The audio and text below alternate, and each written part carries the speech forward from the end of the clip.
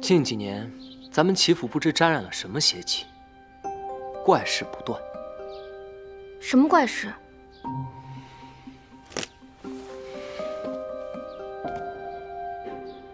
先是我那老实木讷的大哥齐天祥，精神一天比一天萎靡，原本健健康康的一个人，忽然之间就再也叫不醒了，就这么离奇的死掉了。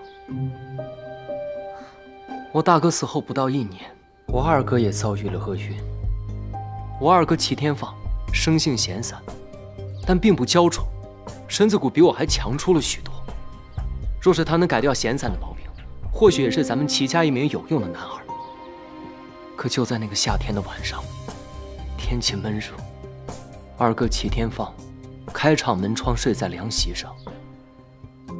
夜深人静之后，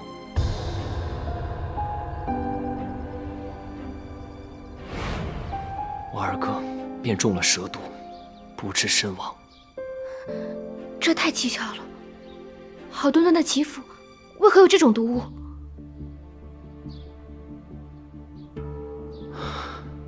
那个时候，由于我大哥二哥相继离世，齐府上下都流传着一个传闻，说齐三公子活不过25岁。那时的我被吓得心惊肉跳，寝食难安，我便病上加病。再后来，后来怎样了？万念俱灰，我就觉得自己是一个被困在金笼子里面的病鸟。我便找了一天，甩掉了所有的丫鬟和仆人，一个人逃到了城池外的荒郊野岭。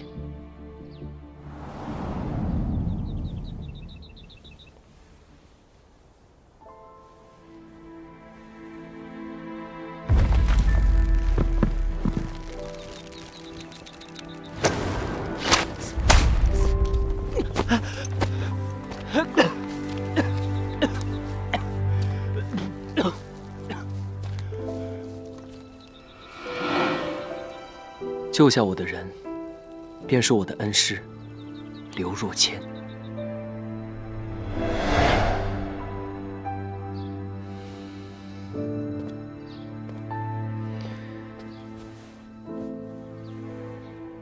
师傅将我带回了齐府，带到了奶奶面前，说我还有救。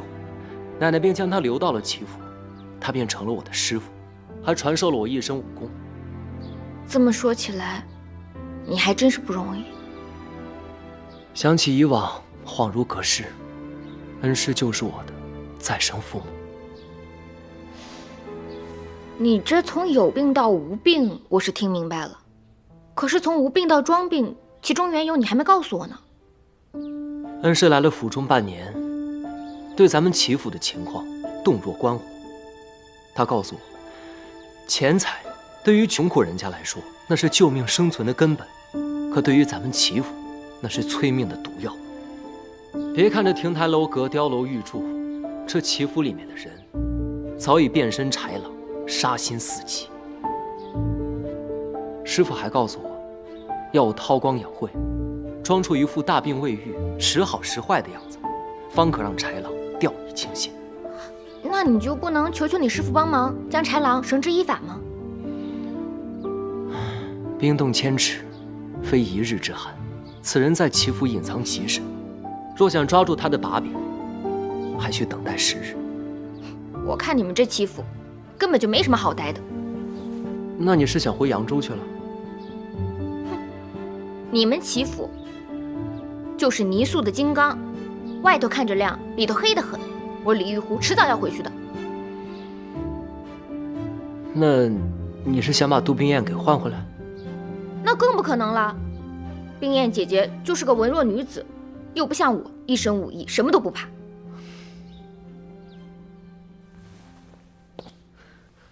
玉湖小姐此言一出，价值1000金。我齐天磊不求天不求地，但求玉湖小姐留下来，助我一臂之力。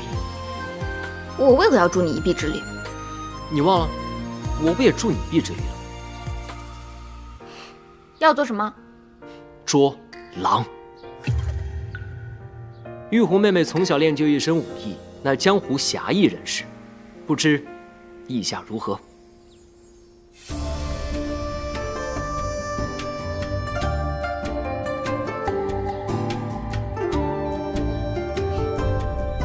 本小姐答应你。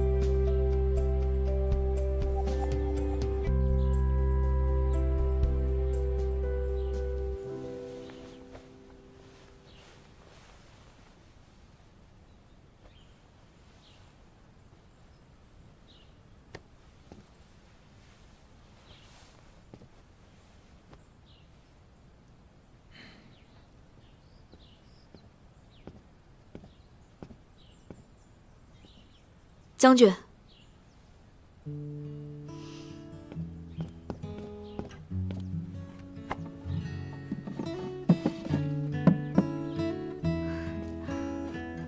将军，该喝药了。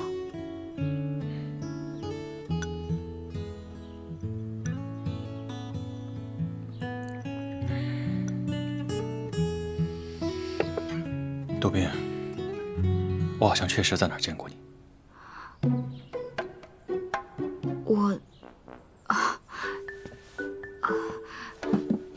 将军，我不是说过吗？那天您得胜回营，您在马上，我在马下。不对，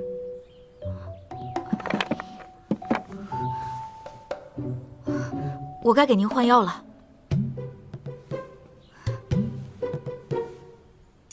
我帮您。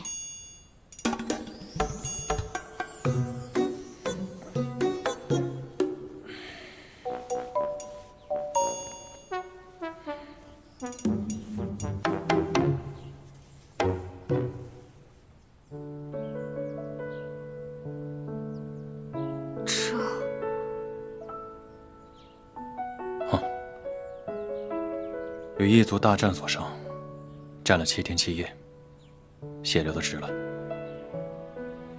此伤看着深入3寸有余，都是旧伤。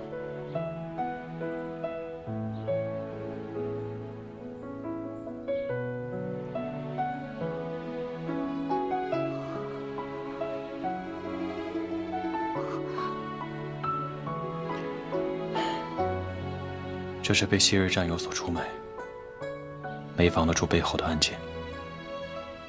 将军为国为民，将自己的生死置之度外，实在令人敬佩。没想到你一个小小的药童，竟如此深明大义。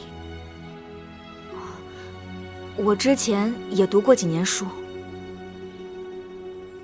哦，我该给您换药了。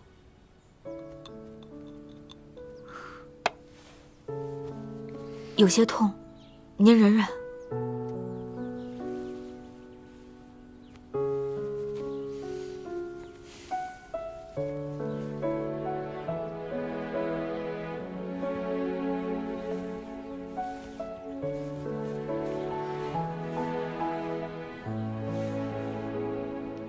师父再三叮嘱过，说剑疮难愈合，尤其是您这带毒的剑疮，就更难愈合了。将军，您还是赶紧上床歇息吧。好，我帮您把衣服穿上。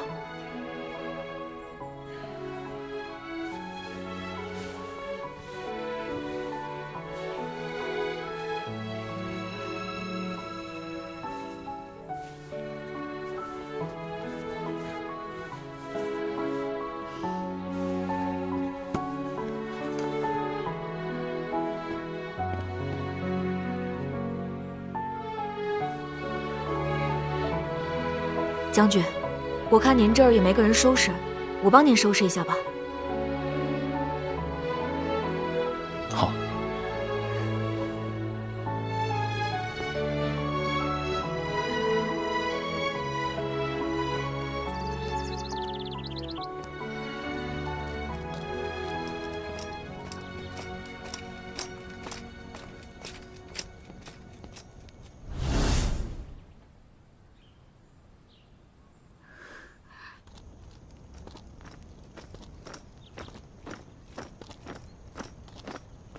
廷尉，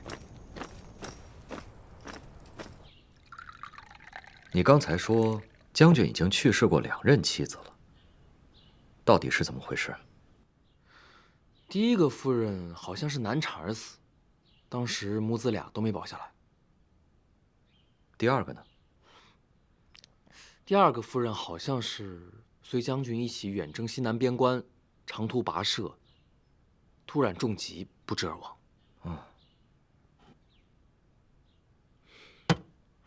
也不知道给舅舅倒水。我刚才没倒。我问你，袁将军那逃走的女子，袁将军就没有派人去追过吗？将军天天打仗那么忙，哪有功夫管这事儿？大哥说了，人家小女子不愿意就算了。评委，日后你要多向袁将军学习啊。我知道了，舅舅，都说了800遍了。啊，强身健体的，好好补补你自己的身子。谢舅舅。一天到晚傻兮兮的。我才不傻。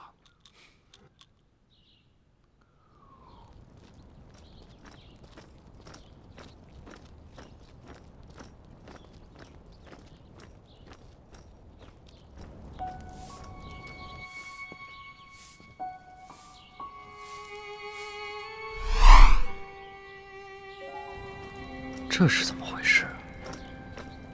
这俩人，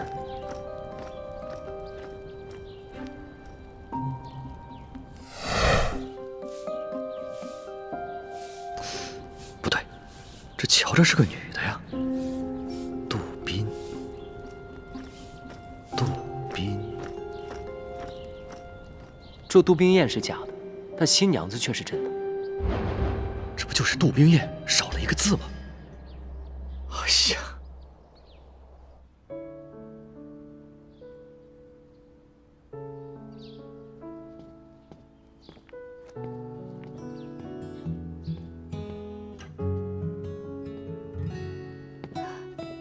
将军，该用膳了。这么多好吃的。将军，你中了箭毒，有些发物不可乱吃。我呀，特地选了一些温补的食材。快来尝尝。差点忘了，你的伤还没好，还是我喂你吧。不用。啊？我堂堂将军，怎可如此？虽说你是将军，那也是我杜宾的病患，在战场上听将军的，在这病榻前，那可得听我杜宾的。还是我来喂你吧。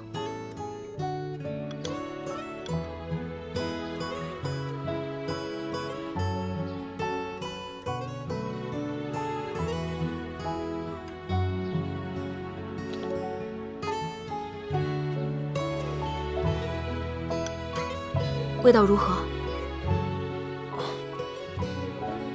我征战沙场多年，少有热汤热食，能喝上口热的真好。那就多来几口。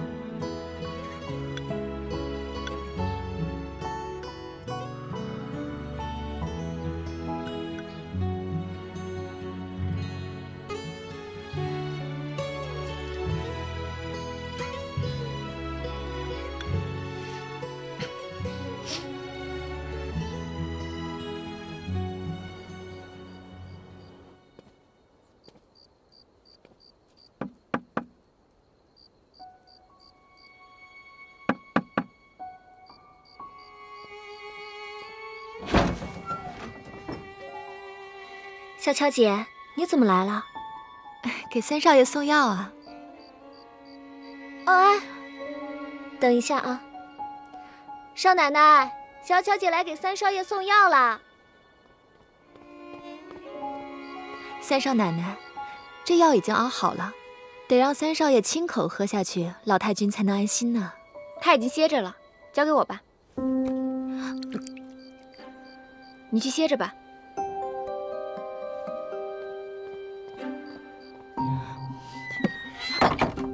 小巧姐，三少爷他已经睡下了，而且三少爷身体不好，我替他谢谢你了。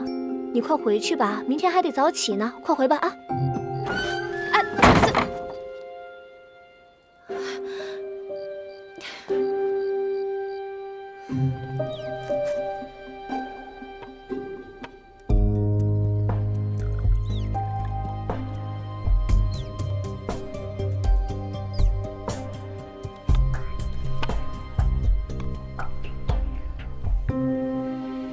他们就是天天喝这药，才命进黄泉的。我终于知道你为什么要养这些小白鼠了。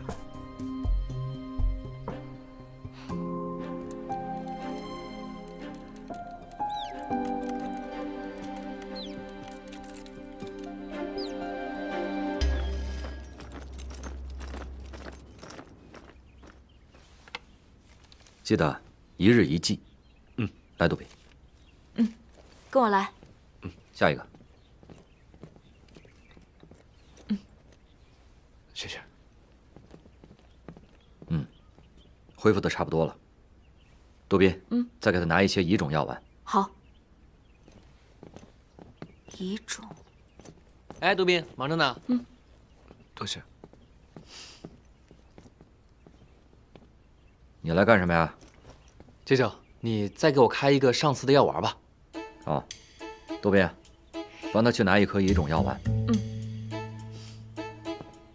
哎，杜宾，这个药可好了，要不舅舅你给杜宾也开一点？你是不是闲着没事儿啊？要不要我让将军给你多加点训练？哎，别加了，别加了。喏，谢谢你啊。快走吧。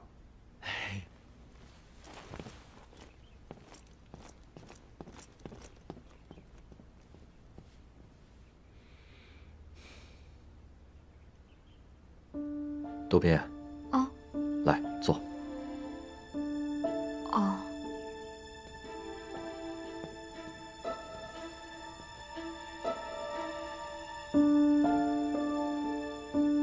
为师帮你也好好卖。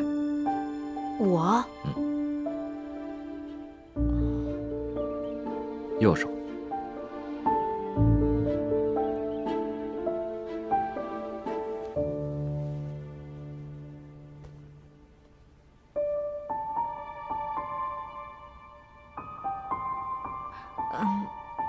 师傅，我这……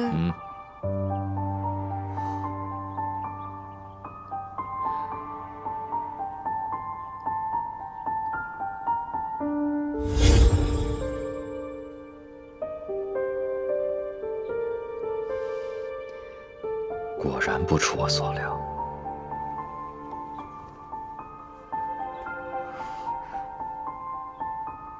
一会儿我给你下个药方，你回去无人的时候再看。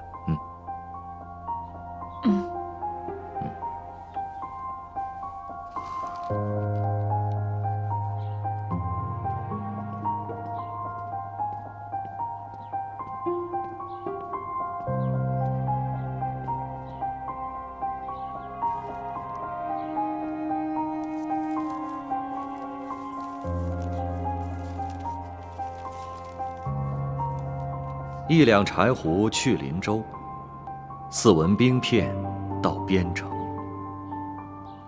淑女乔装入军营，主将帐内巧应承。严酷军规莫忘记，大义丧命万不能。如须为师来相助，明日见面续详情。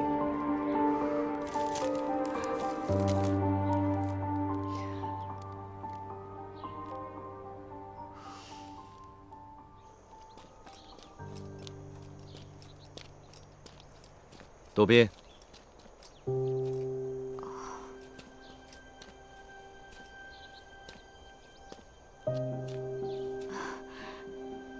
师傅。为师帮你开的药，不难吃吧？不难吃。师傅，我悬壶济世救过许多人，杜斌，就你这点小病，师傅保证帮你治好。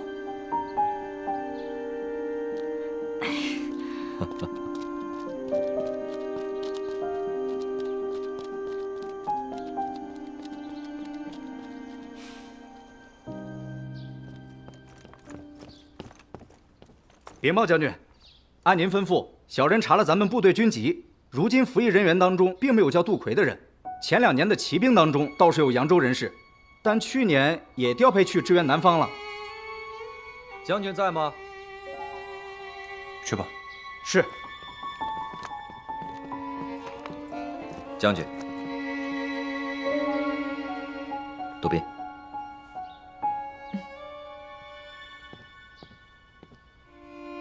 将军，我来帮您看看伤口。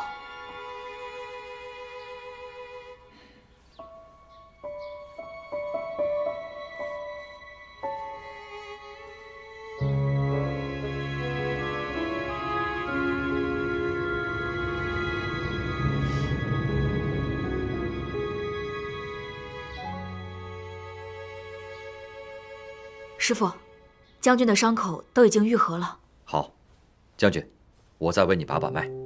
刘先生，请。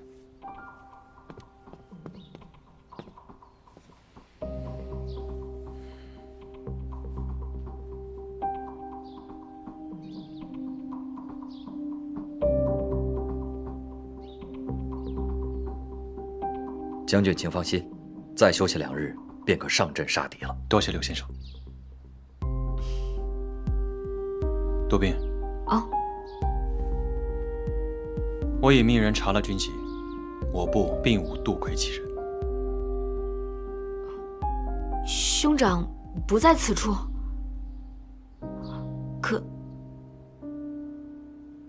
可当年不知你来军营意欲何为？我将军，当年我这个小徒弟跟随我的时候，还是个半大的孩子，哪里知道军队的归属之地啊？他当年只记得他的兄长参了军，这才随着我走遍了许多的军队。啊，原来如此。大哥，大哥，敌军又来叫阵了。又来叫阵，而且这次出来的都是骑兵，恐怕是要冲营啊！替我准备战袍。且慢，今日不可上阵杀敌，崩裂的伤口很难再愈合。刘先生，等不及了，评尉，马上调派100名弓箭手上阵御敌，我去观察敌情。是，将军，我和杜斌一同前往，以防不测。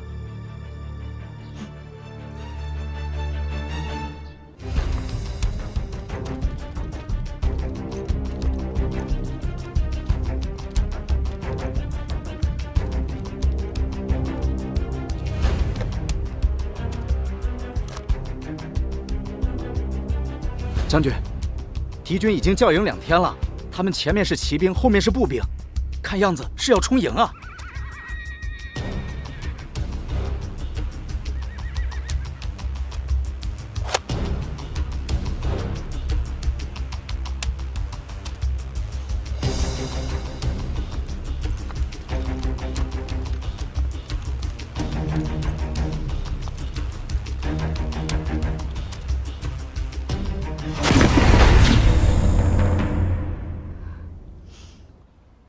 敌人此次以骑兵为主，妄图依己之长，攻我之短。咱们的弓箭手和长枪兵都已经准备就绪了，敌人应该不敢强攻。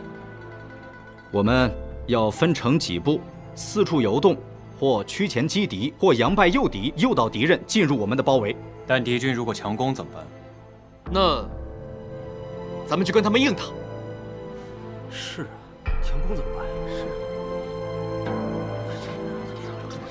逃不下来呀！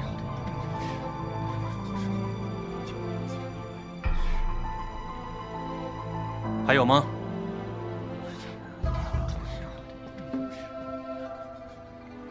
将军，杜斌虽未上阵杀过敌，但也读过几本兵书，也有一计想要献上，不知可否？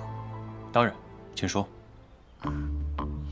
我与师父在军营行役之时，发现敌军长期为我军所扰，又远离后方给养不足，因而人马皆乏，常显疲惫之状。我刚刚登楼望敌之时，发现仍有此迹象。有何依据？近日，我都是在敌军生火做饭之时登楼观察，我发现军营中的士兵皆是以大铁锅做饭，我以我们军营的现状为依据，推算出大约是30个士兵共用1口锅1个灶。此法便于行军打仗，30个人为一边，想来敌军也是这样想的。而且杜宾发现，近日敌军生火做饭的数量明显有减少。你怎么知道？金城干燥，若想生火做饭，需要用到一种特殊的枯枝，而这种枯枝虽然容易燃烧，但也极易产生浓烟。近日我发现敌军浓烟的数量明显减少，如果有此种情况，只有一种可能：粮草不足。将军也推算出来了。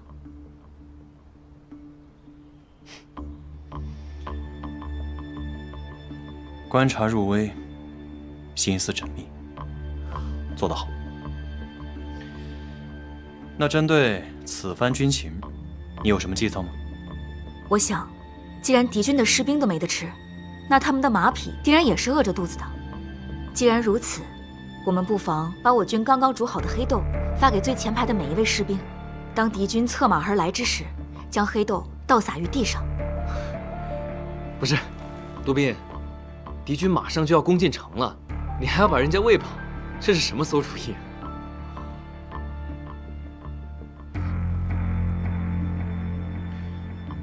你继续说。我想，那黑豆香气扑鼻，那些马匹本来就饿着肚子，他们闻到黑豆的香味，定然会四处散开，也不会再听敌军的指挥了。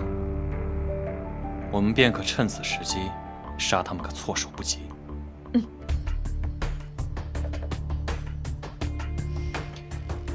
听令，在。按照杜宾说的，去准备。遵命。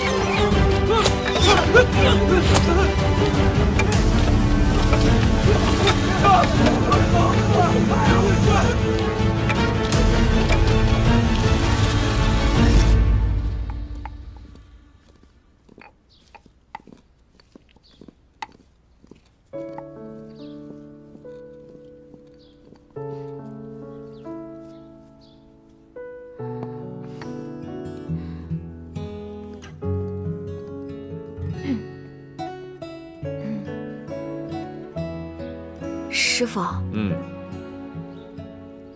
我一直有件事想问您。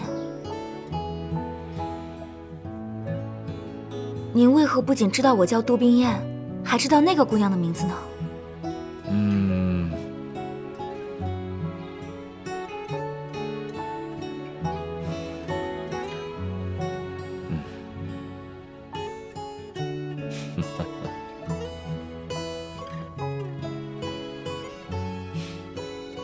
其实啊，为师什么都清楚。扬州杜家的杜小姐本来是要嫁给林州齐府的齐天磊，那荆州的原部区本来要迎娶的是扬州李府的李玉湖。两位小姐同天出嫁，同上花轿，同时进入了仙女庙，情急之中拿错了盖头，上错了花轿。师傅，您怎么什么都知道啊？那是因为师傅掐指会算，人送外号刘半仙。师傅，冰燕真是三生有幸能成为您的弟子。从今往后，我还要跟您学医、学剑、哦，学武功，更要学这占卜之法。哦，你这是要把师傅毕生绝学全都学去啊？就算是师傅的亲女儿，师傅也未必都会传给她。哎，那师傅，不如什么？收我做干女儿吧。好一个聪慧的干女儿！干爹在上，请受女儿一拜。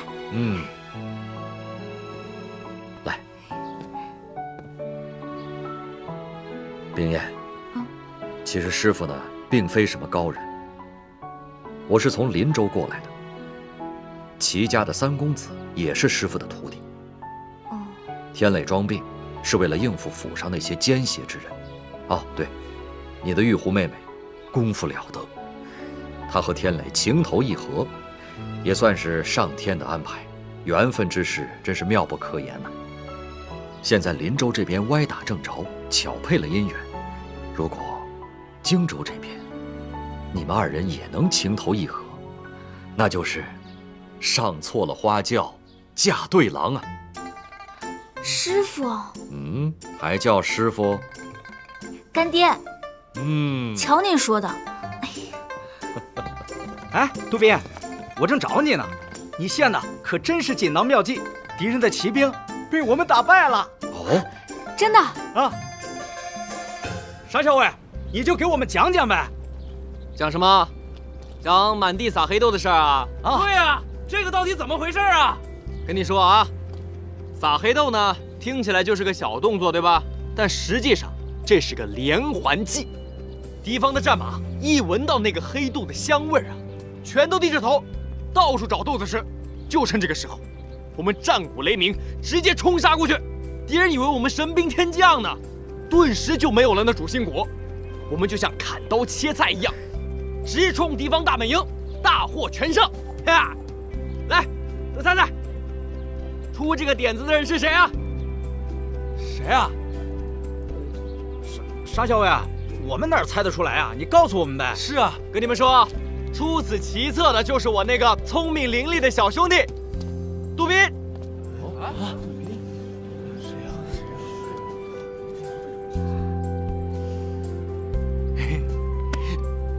哎，大哥来了。将军，我让你在这儿给我操练，你在这儿跟我瞎吹呢。兄弟们都累了，让他们休息休息。也不知道谁说的，说人家出的是馊主。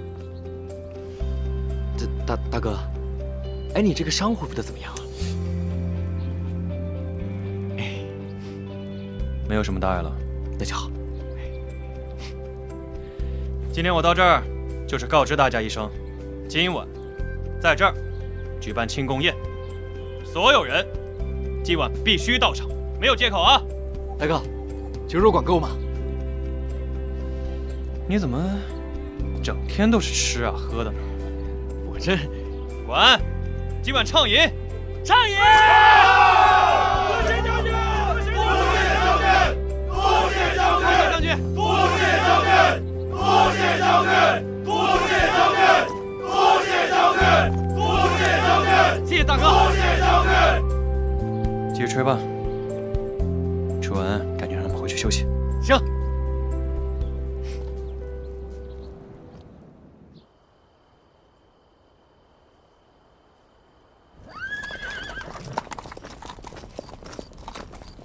干爹，我们的药材用的太快了，那药箱都快空了。您说这可怎么办啊？近日我回林州去采购一些药材，顺便正好去看看玉湖和天磊的情况。对了，干爹，你等等我啊。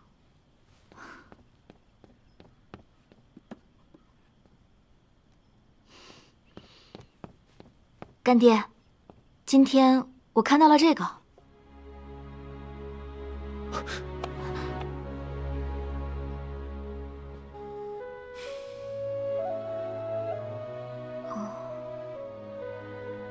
干爹，这是何物啊？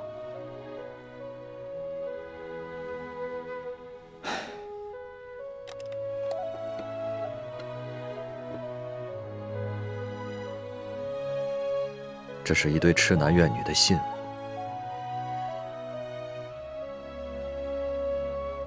我有位师兄叫做风彻，医术十分高明，当年救助了很多病人。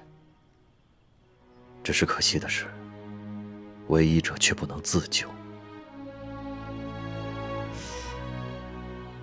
那这朵莲花为何只有半朵？另外半朵去哪儿了？还有，师父您刚刚说的那位风师兄，他又经历了什么？这半朵金箔莲花，是我师兄与他心爱女子的定情信物。